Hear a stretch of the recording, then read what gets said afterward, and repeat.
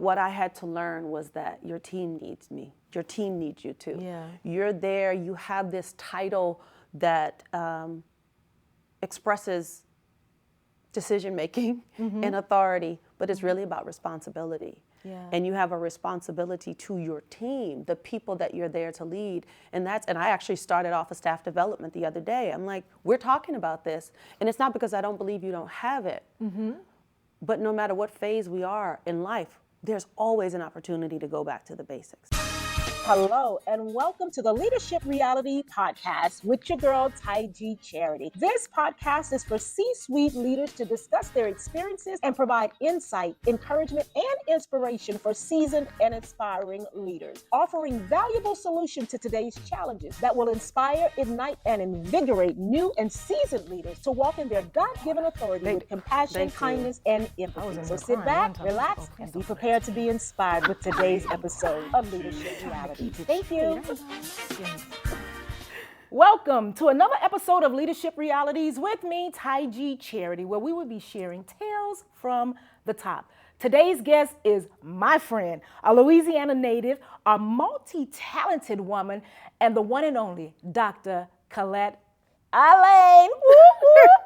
Dr. Alleyne has over 20 years of experience in alternative and arts education, focusing on equitable access. Starting in public charter schools in Los Angeles, she is now Chief Education Officer at Inner City Arts, where she leads the development and implementation of innovative arts education programs. Dr. Alleyne is one, to ensure alignment with the organization's missions. She oversees program evaluations and she builds partnerships with community organizations and school. I can attest to that for sure. An accomplished performer, choreographer, and arts education, her passion lies in positively impacting children's self-perception. Her research examines schools' leaders' understanding of whole child inclusive arts education policies, exploring how these policies intersect with school goals and identifying barriers of effective implementation. Dr. Alleyne aims to advance inclusive arts education with a focus on social justice. You know I love that.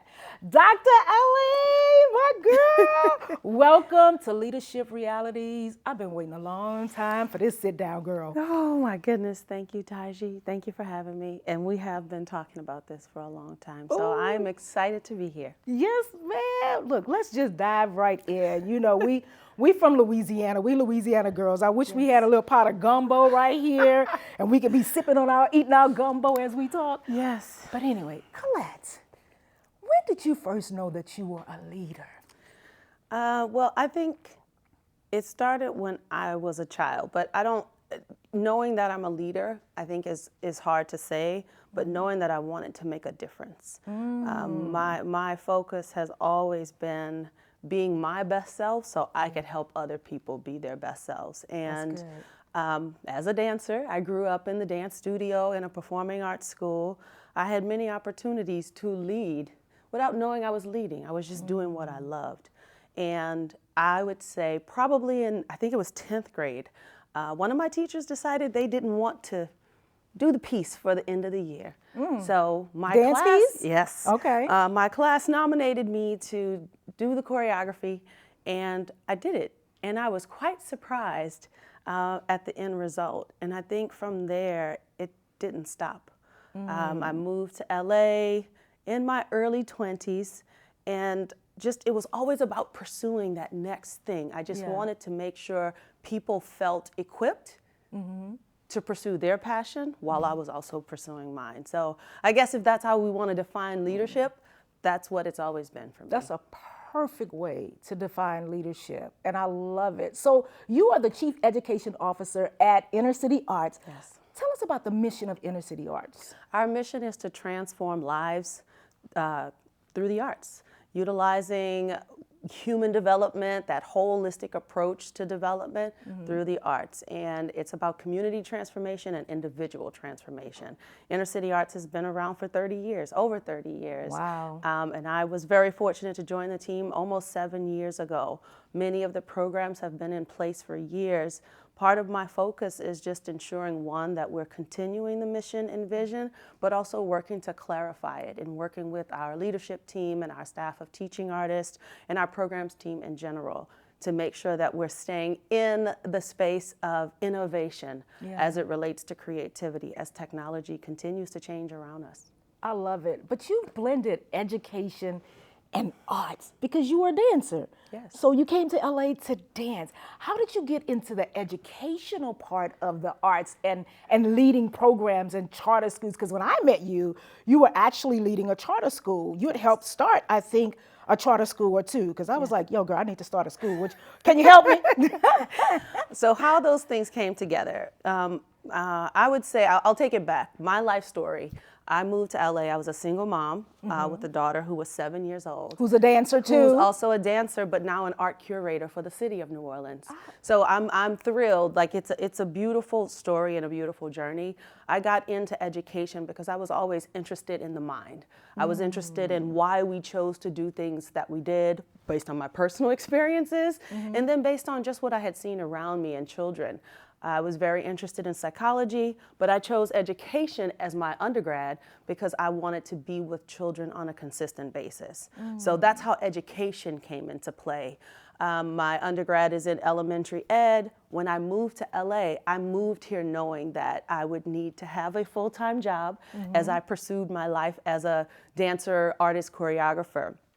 So when I moved, I found a charter school that really focused on working with underrepresented youth. I became a teacher at the school and quickly noticed that the school was focused on creating pathways, creating a platform for youth who had been dismissed or chosen to leave their regular schools, their district schools, for better opportunities. Some of them had been expelled from school, some had been suspended and decided not to return.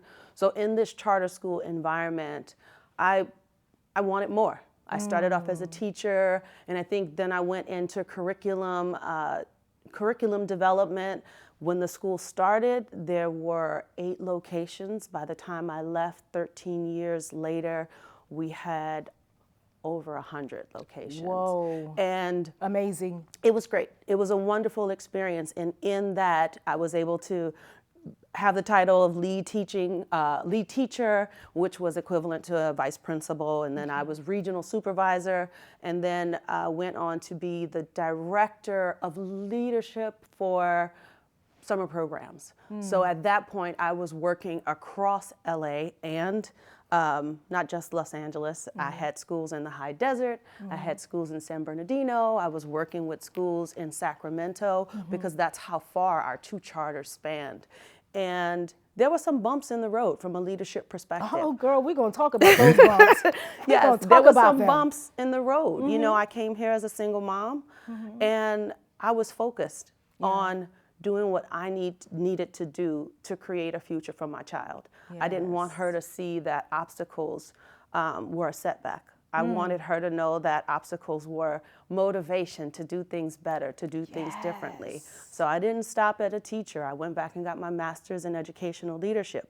There were days where she was sitting under my desk or sitting outside of my classroom while I was at Pepperdine. So my journey has always been about pursuing what I believed was my path for success, because I wanted to be in a position to help other people. I wanted to be in a position to help students, but also help adults who were still trying to figure it out. We're all trying to figure it out. Right. So I just kept pushing, and I was able to bring in arts programs into the charter school, and then I found inner city arts. And that, I have said a couple of times, was the perfect marriage of my loves. And that was being in education that allowed me to be with students and teachers every day, but also the arts. Yes. Taiji. Marriage made in heaven, right? Yes. When I was at the charter school, I was auditioning at lunch. Wow. I kept my costumes in the trunk. You got to stay ready. I did. I had to stay ready. So it was always that balance between I'm pursuing leadership and education, and I also want to make sure that my artistry never dies. I mean, it's just so powerful. I really do have goosebumps right now because I love the persistency. I love your outlook on just obstacles and even transcending barriers, right?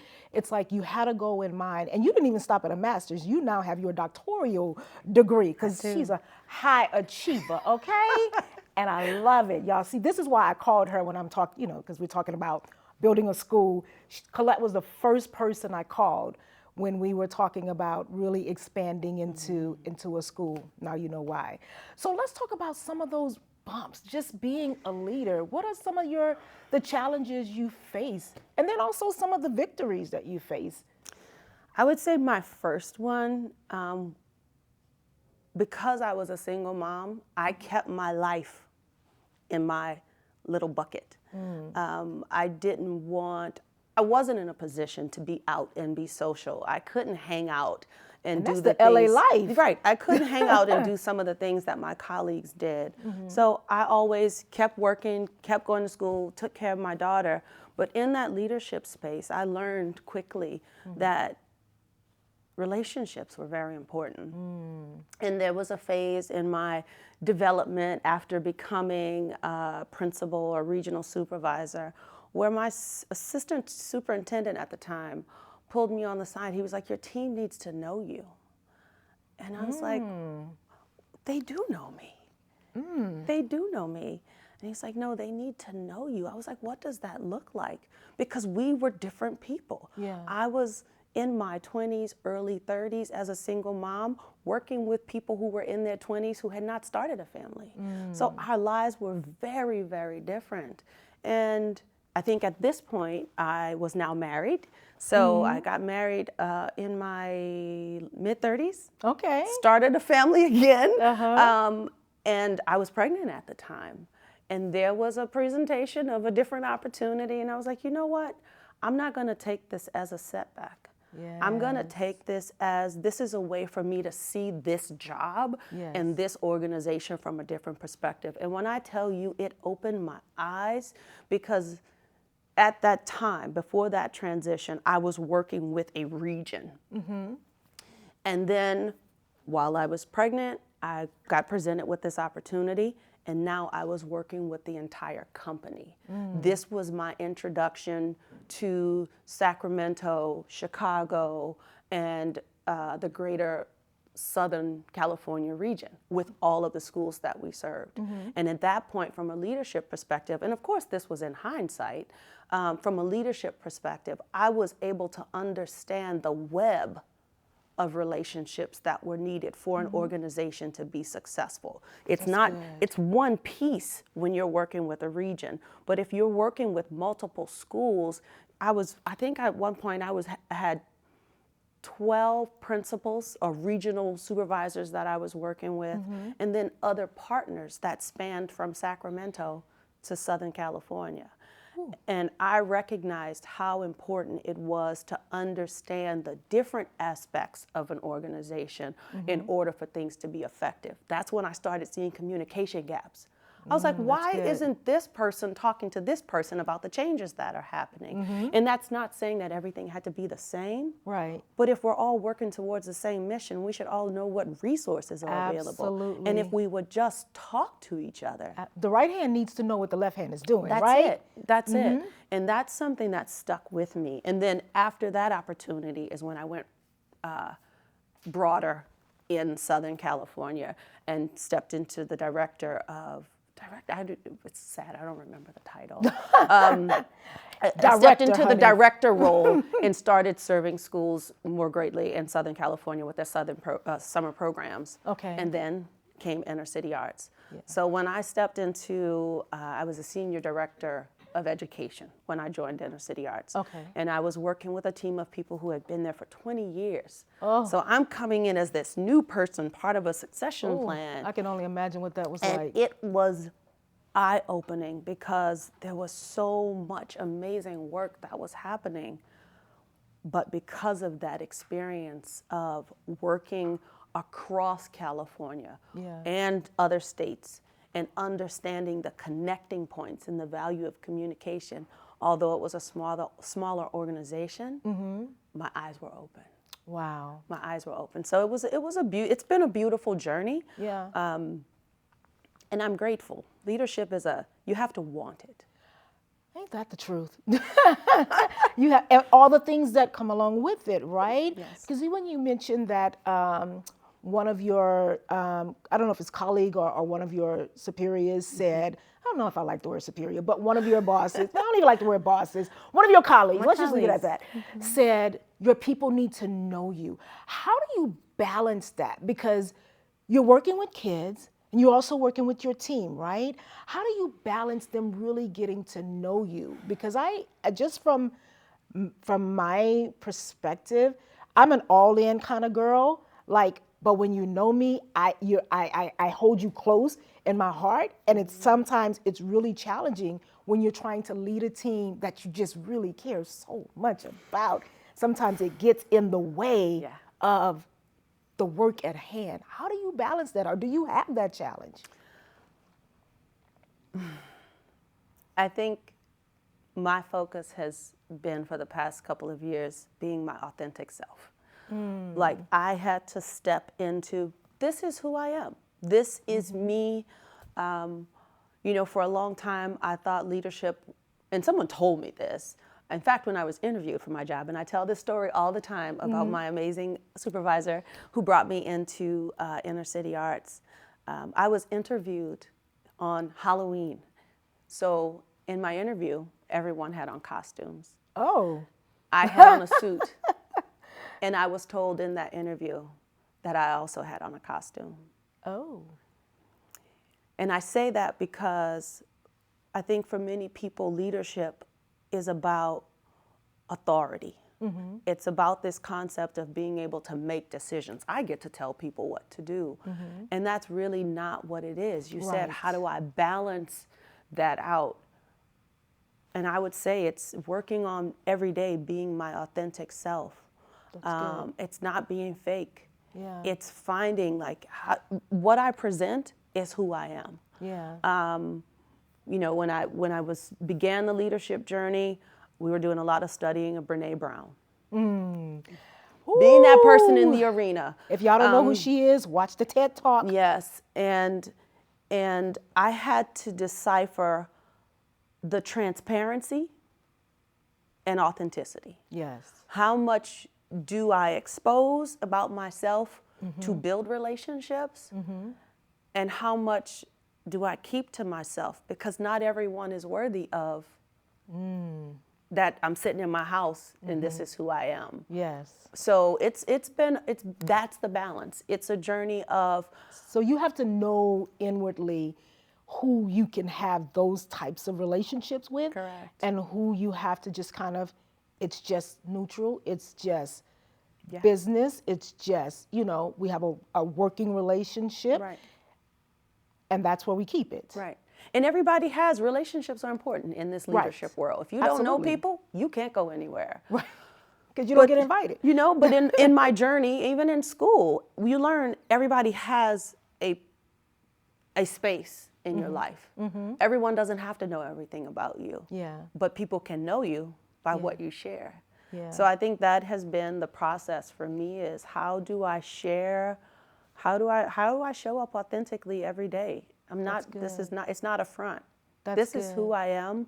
This is how I lead. That's good. There's no shame in it. Yeah. I consider myself a firm and fair leader, and I'm going to tell you, this is what I'm doing for you. I can't tell you what I'm doing for someone else, but you have to trust that I have your best interest in mind. That's good. When I say I support you, I support you. That's good. And that's truth. Like you said, my heart is in everything. My heart is in working with, I think for a long time too, I was about the students. And I had to recognize that at some point, I had to become about my team. So That's a learning curve. It is. I had to Because the mission is you're here to serve. Right. And I go hard for our young people. Like that's my sensitive spot when it comes to the young people. And it's like finding that balance that, but you have to still have that same amount of grace, that same amount of sensitivity to the team. And that's really, really hard for me because when I hire a team, I'm thinking, you coming, you ready. You got everything you need to help us on this journey to making sure these young people are transcending barriers and living their best life. And they're having a seat at the table, the decision-making table, like, we here for them. Right. And it's been really, really hard because your team sometimes needs that extra support. And I'm like figuring out, how do I give them that? The $1 million question. I'm an advocate for students because I want them to filter through the trash that can stop them from being successful. Absolutely. But what I had to learn was that your team needs me. Your team needs you too. Yeah. You're there, you have this title that expresses decision-making and authority, but it's really about responsibility. Yeah. And you have a responsibility to your team, the people that you're there to lead. And I actually started off a staff development the other day. I'm like, we're talking about this. And it's not because I don't believe you don't have it. But no matter what phase we are in life, there's always an opportunity to go back to the basics. Yes. There's always an opportunity for us to grow. I see this information as someone with this title and I go, oh, I never thought about it that way. That's good. So that's how I work with my team, is that I'm working daily to hear from them. I'm working daily to hear what it is that they need and then put things in place that are responsive to their needs. Now, will I be able to answer all the questions? Absolutely not. Partnership, do I pull from other people to come in and answer some of those questions? Absolutely. But I've had to expand my vision of what leadership is. I'm not just there to advocate for the students. I'm there as a servant leader to advocate for my team. And that is the people who report to me, and I air quotes there, the people who report to me, people who I report to. It's supposed to be a cyclical experience. Yes. When you're in a leadership role, you don't have all the answers. Right. Our role is to surround ourselves with people who know more than we do. Oh, absolutely, girl. That's my... And then we lean into it. Exactly. I'm like, I got to hire people that's smarter than me. Okay? Yes. Because absolutely. That helps tap into not only the creativity, but especially when you're an innovator, right? You're an innovator. You're a thought leader as well. You're a servant leader. And sometimes my mind is all over the place sometimes. And having leaders in their specific lane and doing it well helps to ground me and helps me to say, okay, let's step back and put these pieces together so that we can get to that big vision that I see so clearly in my head, right? And that does rely on having a good team and knowing how to communicate with that team. Yes. Oh, this is so good. See, I'm in the school of Dr. Colette right now, okay? Because it's a learning curve, and it is a lot. And when you are a servant leader, I know for me personally, I go into fix-it mode. I'm a fixer. I want to fix everything. So when I do have team members that are coming to me about challenges or things like that, I'm like, how do I fix it? How do I fix it? I want to fix it. And I'm learning that, okay, first of all, you cannot fix everything. And second of all, there is a chain of command as well. So if it's team members that have direct supervisors, like let's start with your supervisor. Let's start with the person that you're working directly with, and then let's go from there. And if I need to step in at that point, then let me step in and help navigate. But I'm always talking about communication, just being honest, right? Being authentic, as you said, being transparent. I'm also a transparent leader. You ain't ever got to wonder what I'm thinking, what I'm feeling.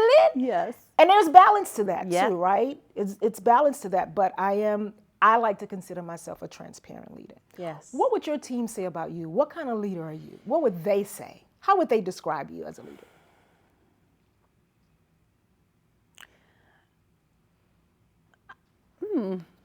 I would say firm. I would hope they would say fair. Firm and fair. Yes. I like that. Caring That's good.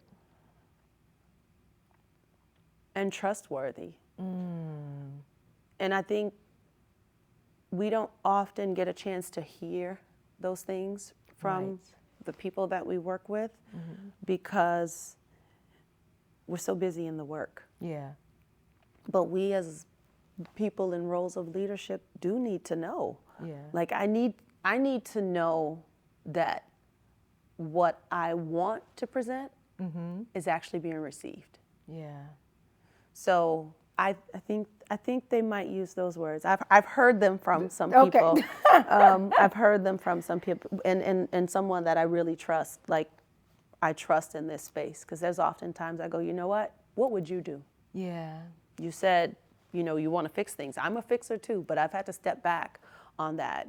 Yeah. And I've had to really lean into trusting the people around me. Yes. You make the decision, but make sure you let me know. Hold on. This is a sip. That's a sip comment. Hold on. Make sure you let me know. Keep me in the loop. Just tell me what's going on. I don't need to be the one making the decision. That's good. If you feel strongly about it, make the decision and let me know. Yes. If you have a strong feeling about something you want to do, let's just talk about it. Yes. That's it. Oh, the power of communication and honest conversation. Oh my goodness. Okay, I'm a slow my roll, because you got me on the edge of my seat. I want to run all over the place with all of that. But that's so good. What are some of your most rewarding moments as a leader? Seeing things happen. I would say there was a class I did when I was a lead teacher at the charter school. And that class was one that was through the Pacific Institutes. It was called PX2. And it actually was my master's project. We worked with this organization to bring the curriculum in, and I worked with some colleagues to format it in a way that worked for our school. And my goal of that project was, again, unpacking for the students. How do we present them with tools to work through the barriers that could potentially stop them in their lives? Yeah. That was my first moment of, okay, I'm now offering a class that is not academic focused.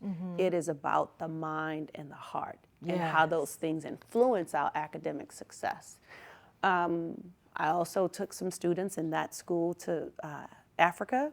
Ooh. It was the first service learning trip that was done at in that charter. Chatsworth, Durban, South Africa. Wow. And that started another program at the charter. So now there's a whole experiential learning program that a school was started from that. And then in current, I would say what we did to get through COVID and transitioning our artistic, creative experiences to online, knowing that that was possible. My organization has been place-based. So it was about people coming to our campus. It's still about that. It's still just like this studio. It's about getting people in here, because you really don't know what's happening. Right. Seeing until is believing. You come to the place. Seeing is believing. But knowing that reaching students through virtual learning was doable, wonderful. And now we have stepped into, with our college and career readiness program, we now have our first dual enrollment opportunity for students. So you are learning the arts and creativity, and you're also getting credit for it. So I'm so focused on making sure that our youth have the opportunity to catapult to the top. And it's really like based that. on whatever they define success. Well, how do you define success? Yeah. Because you have to know it for yourself. Yes. And I just want to continue as a leader to work with people, because it's not me. I work with people to make sure these opportunities are available in our organization.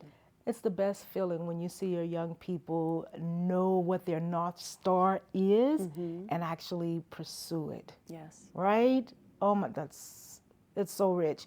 So tell me 2 more questions, because they're telling me I'm having to wrap up soon.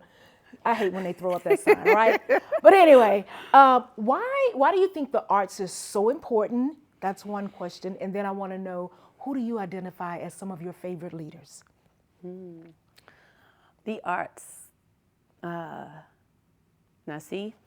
Okay, so the arts are important. You personally experience the arts. The arts are the reason I did absolutely everything I needed to do as a child. Because if I thought that I was going to miss dance class or not be able to participate in my dance classes because of a choice that I made, that was devastating to me. You didn't need to punish me. You just needed to tell me I wasn't going to class. Whew. So to have that personal experience, I understand the transformative power of the arts. The arts and creativity, and this was also learning for me. I came from a conservatory space, so it was about that place. It was Yes. about, this is perfection. Yes. I need to nail this move. At Inner City Arts, it's about exploration. And the phases of that path, the phases of what we've defined as a pathway, it's exploration for our little people who have not had access to it. Yeah. How do we create an environment that supports their inquiry? Yes. How do we create an environment that allows those crazy thoughts that they've had? Because they're so inquisitive. Yes, that somebody has said, leave that alone. Right. How do we create an environment that allows them to go, no, I can move forward with that thought. I'm going to put this arm on the head of this robot, and I'm going to make the feet come out of the hip, because they're no longer feet. It's actually a belt. I'm going to explore this type of movement. The arts and creativity for me are about personal exploration, hidden thoughts, that come out in whatever that artistic expression is. It is about allowing the freedom of thought Yes. to exit your mind in whatever art form that is. Wow. And it's so interesting because that comes just by asking questions. Yeah. Allowing just the questions to create more thoughts and then go deeper with those thoughts. Okay. All right. Yes. Oh, geez. And then you had one more. What was the other one? People who you leaders. admire as leaders. I mean, I know you know this one, Dr. Miles Monroe. Oh, yes. I didn't know him until probably about 10 years ago, but just the way he approaches leadership principles from a biblical standpoint Yes. speaks to my heart. My faith is the root of absolutely everything that I do. And I have a professor from my doctoral experience, Dr. Mary McCullough. She inspired me because she was her authentic self. Where did you get your doctoral degree from? LMU, Loyola Marymount University, Okay, in all right. Educational Leadership for Social Justice. Love it. Now tell us why she is one of your... She inspired me because she was authentic. She did not worry about who was going to say anything or what people thought. And it was from a peaceful, caring place. So she really spoke about leadership from a position of care. I love it. And she sometimes brought prayers to school for us. And we would read those together. Didn't matter what your belief system was. Absolutely. It didn't matter what your belief system was. The idea behind speaking something together that would uplift us in that Yes. moment, and often it was moments of confusion, but something that we could speak together that would uplift us was what she was focused on. Yes. And I just think that was a beautiful example of what leadership really is. I love that. Absolutely love that. Especially in those times of, like you said, confusion, bringing the room together, getting everybody sort of on one accord, I guess. That is, Yes. Colette, we can do this all day long. Yes. But before we end, what gems or extra nuggets you want to share just about being an authentic servant leader, kind leader, caring leader? What else would you like to share? Know that there's always something for you to learn. We don't forever know learning. everything. We don't know everything. Don't be afraid to trust your gut. And also don't be afraid to ask for help. Yes. I think that's been a journey for me. That's good. Trust your voice. Your experience is beneficial Yes. to where you are and where you're headed. And also be okay with asking for help. Absolutely. Because sometimes those decisions you make out of your gut, they're not always the right decision, but that's when you ask for help. That's when you learn. That's when you, what do they say, fail forward? Fail forward, yeah. Fail forward. I love that. Oh, okay, Miss Chief Education Officer. This has been one of the most informative interviews that we've done, because I just love the way you approach leadership, and your experience along the way has just been so elevating in a sense, right? Because as you were talking, in the back of my head, I'm like, ooh, do I lead like that? That's a good tip. I need to implement that. Like I'm trying to listen, but at the same time, I'm like, yep, taking that. Yep, applying that. So thank you. Thank you so much. Well, we got to land the plane. Y'all know I have trouble landing the plane, but it has been just a joy having Dr. Alleyne with us today. I hope that you have heard something that you can grab and apply on your leadership journey. And remember to do those 3 magical words: like, share, and subscribe. So until next time, I hope that you have a wonderful leadership day and journey. Bye now. All right, ladies and gentlemen, that is our show for today. I hope you were inspired and you gained some valuable nuggets that will help you to become a better leader and to walk in your God-given authority. Bye, until next time.